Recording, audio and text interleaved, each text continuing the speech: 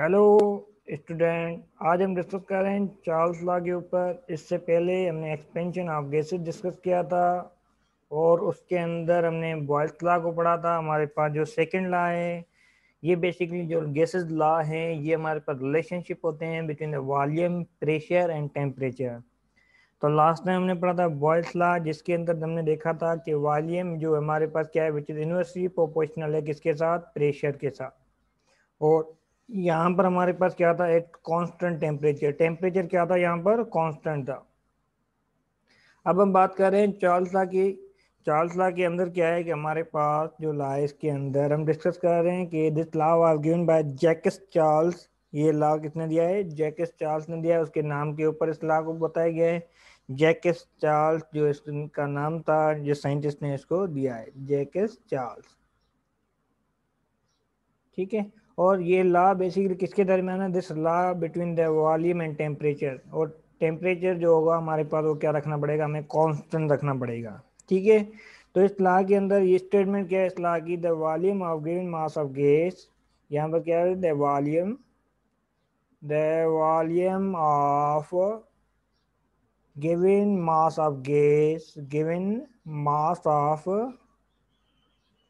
Gas of a gas is directly proportional है किसके साथ, directly proportional proportional proportional directly proportional to it is a absolute temperature, directly proportional to absolute temperature के साथ हमारे पास ये law क्या है, डायरेक्टली प्रोपोर्शनल है। ठीक है। और हमारे पास जो टेम्परेचर जो होगा क्या होगा, प्रोवाइड द प्रेशर, जो हमें क्या रखना है इस लॉ के अंदर, प्रोवाइडेड टेम्परेचर जो हमें यहाँ पर जो प्रोवाइडेड द प्रेशर जो है यहाँ पर क्या होना चाहिए, कांस्टेंट होना चाहिए। प्रेशर क्या होना चाहिए, constant. Constant mean remain same होना चाहिए। ये हमारे पास लॉ की क्या है, स्टेटमेंट है। ठीक है। किसकी बेटा, चार्ल्स लॉ की। इससे पहले हमने पढ़ा था बॉयल्स लॉ।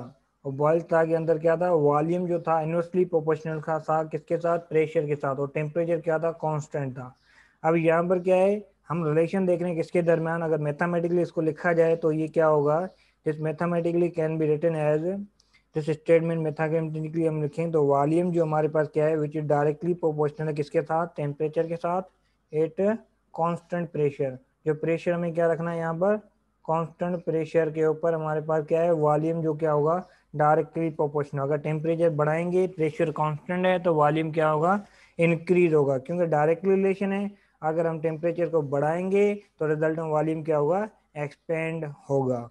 तो यहाँ पर ये बेसिकली हमारे पास कौन सा ला है, टेम्परेचर के ऊपर डिपेंड कर रहा है। ठीक है। ये एक्चुअल रिलेशनशिप बिटवीन है वॉल्यूम एंड टेम्परेचर। अब इस लॉ के अंदर हम क्या है, when you remove the proportionality, जब प्रोपोर्शनलिटी को हम रिमूव करेंगे, then put a certain constant, that constant known as a K. यहाँ पर हम जो कांस्टेंट पुट करेंगे वो क्या है हमारे पास, दैट्स द प्रोपोर्शनल कांस्टेंट, और ये क्या है, के है। अब जो इसमें कांस्टेंट है हमारे पास, के नोन एज कांस्टेंट है, प्रोपोर्शनलिटी कांस्टेंट जिसको कहा जाता है, क्या कहा जाता है बेटा, प्रोपोर्शनलिटी कांस्टेंट। अब इसके अंदर जो के की जो वैल्यू होगी, दैट इज इक्वल टू, यहाँ पर क्या है, टी, यहाँ पर क्या है, मल्टीप्लाई है, नीचे साइड जाएगा तो क्या होगा, डिवाइड हो जाएगा। तो वॉल्यूम डिवाइड बाय क्या होगा, टेम्परेचर।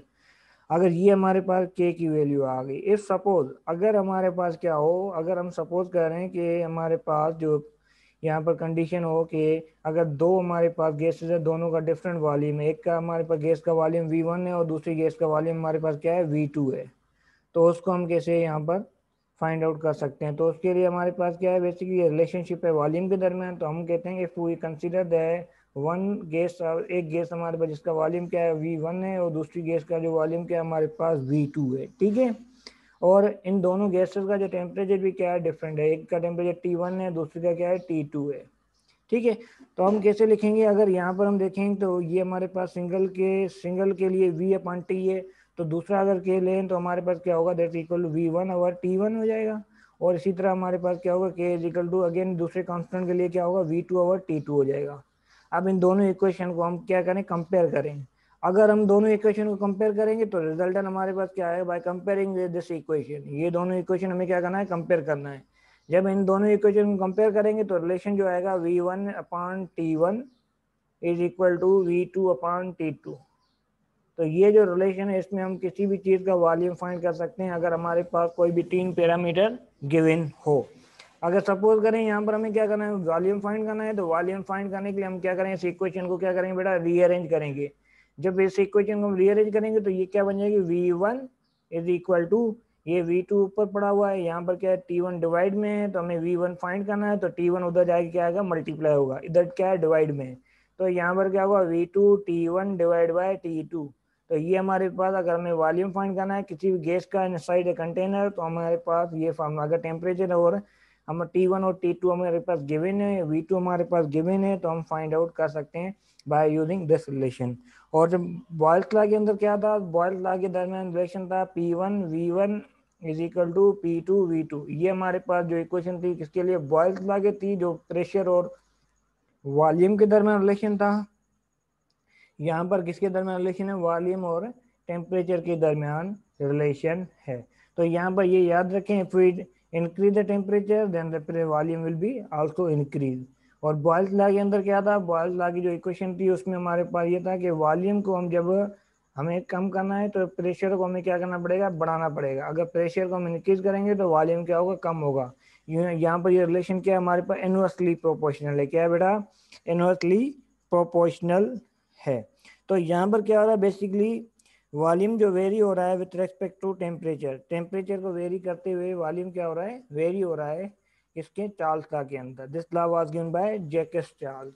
इसको फर्दर अकॉर्डिंग काइनेटिक थ्योरी इसको एक्सप्लेन किया गया है, उसके अंदर हम देखते हैं कि, और बेसिकली यही लॉ हमें बताता है कि टेम्परेचर जो क्या होता है 0 केल्विन, या अपन उसको कहते हैं एब्सोल्यूट 0, वो कैसे होता है। ठीक है, तो उसी चीज के ऊपर मैं फर्दर डिस्कस कर रहा हूँ। तो हमारे पास क्या एब्सोल्यूट 0 की क्या कहानी है, तो उसके लिए हम ग्राफ ड्रा कर रहे हैं between the volume and the temperature के दरमियान हम क्या कर रहे हैं, ग्राफ ड्रा कर रहे हैं। Graph showing the relationship between the temperature and, कौन सा टेम्परेचर, एब्सोल्यूट टेम्परेचर, और एब्सोल्यूट टेम्परेचर,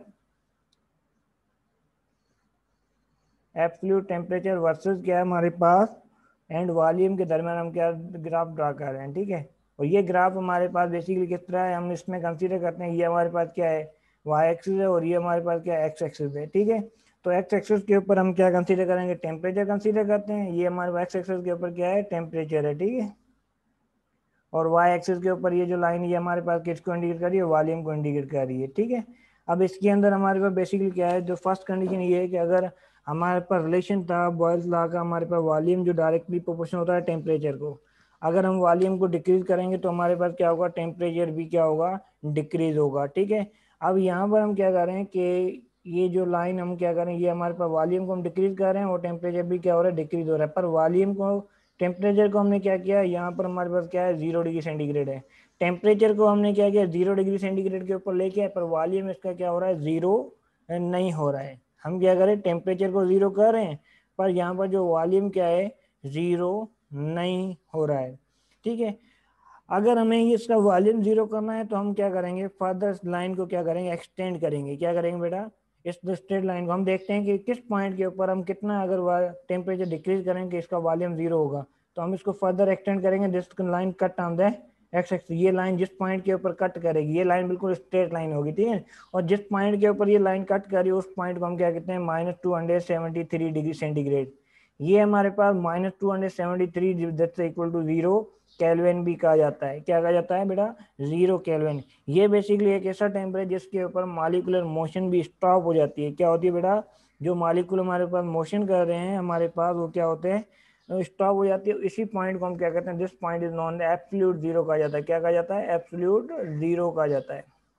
जिस मोशन के ऊपर हमारे पास जो मॉलिक्यूलर वाइब्रेशन है वो भी क्या होगी, स्टॉप हो जाएगी। ठीक है, ये 0 वाले में एक अनटेंजेबल कॉन्सेप्ट है जिसको हम कंसीडर करते हैं यहाँ पर। ठीक है, क्योंकि 0 volume can not exist because gas is kind of matter occupy, but a matter fact that the gas will liquefy much before reaching this point। इस पॉइंट पे रीच करने से पहले वो क्या हो जाएगी, लिक्विफाई हो जाएगी। क्या हो जाएगी, क्या हो जाएगी बेटा, लिक्यूफाई हो जाएगी। एज डिस्कस द -273 यही हमारे पास क्या कंसीडर किया था, 0 केल्विन, और इसको known as the absolute zero कहा जाता है, ठीक है। और यहाँ पर क्या होता है, gas according to Charles law ये कहता है कि हमारे पास जो गैस है उसका जो वॉल्यूम क्या होगा इस टेम्परेचर के ऊपर क्या हो जाएगा, जीरो हो जाएगा। At that temperature volume of gas should be zero. और ये टेम्परेचर जो है जिसको हमने एब्सोल्यूट जीरो कहा है, इसके ऊपर जो है हमारे पास वॉल्यूम क्या हो जाएगा, जीरो हो जाएगा। मीन्स अकॉर्डिंग और बुक के हिसाब से देखें तो हमारे पास काइनेटिक एनर्जी हमें कहती है कि काइनेटिक एनर्जी कहती है अगर टेम्परेचर बढ़ाएंगे तो हमारे पास क्या होगा, काइनेटिक एनर्जी क्या है, the energy possess in body due to motion. अगर कोई बॉडी को मोशन करवा रहे हैं तो उसकी काइनेटिक एनर्जी क्या हो रही है, इंक्रीज हो रही है, ठीक है। तो यहाँ पर हमारे पास क्या है कि हम फर्दर टेम्परेचर को डिक्रीज कर रहे हैं, जब -273 के ऊपर लेके जाएंगे तो यहाँ पर क्या है, मटेरियल बॉडी के अंदर जो पार्टिकल वाइब्रेट कर रहे थे या रेंडमली मूव कर रहे थे गैसेस के अंदर, उनकी जो मोशन होगी हमारे पास क्या हो जाएगी, this motion will be stop. Stop को कह लें, या हमारे पास एक वर्ड यूज किया जाता है, the molecule of material body. जो मटेरियल बॉडी हमारे पास, ये एमसीक्यू भी आता है, बार बार रिपीट भी होता है, CEASC, कीज टू मूव। वो क्या है, उनकी जो मोशन होगी वो इस पोजीशन के ऊपर, जिसको हम एब्सोल्यूट जीरो कहते हैं, या फिर in other word that known as zero kelvin भी कहा जाता है। क्या कहा जाता है, जीरो केल्विन। इससे पहले मैंने आपको ये चीज़ डिस्कस की है, अगर आपने लेक्चर नहीं देखा है तो स्केल ऑफ टेम्परेचर वहाँ पर आप देख लें कि हमने कहा था केल्विन स्केल हमारे पास कौन सा है, एब्सोल्यूट स्केल होता है। तो ये जो हमारे पास पॉइंट हमें डिसाइड करती है कि केल्विन स्केल हमारे पास कैसे एब्सोल्यूट स्केल है। और बकाया जो सेंटीग्रेड और फारेनहाइट हमारे पास क्या थे, these are the relative scale हैं। तो ये हमारे पास है ग्राफ है किसके दरमियान, वॉल्यूम और टेम्परेचर के दरमियान। ये रिलेशन शो कर रहा है वॉल्यूम और टेम्परेचर के दरमियान। और ये -273 को बेसिकली कौन एक्सप्लेन कर रहा है, चार्ल्स एक्सप्लेन कर रहा है। वो ये कहता है volume of gas should be zero, volume of gas should be according to Charles, volume of gas should be equal to zero. इनका जो वॉल्यूम होगा क्या हो जाएगा, हमारे पास जीरो के इक्वल हो जाएगा, ठीक है। तो ये हमारे पास फर्स्ट पॉइंट है, ये अकॉर्डिंग टू चार्ल्स लाम इसको एक्सप्लेन कर रहे हैं।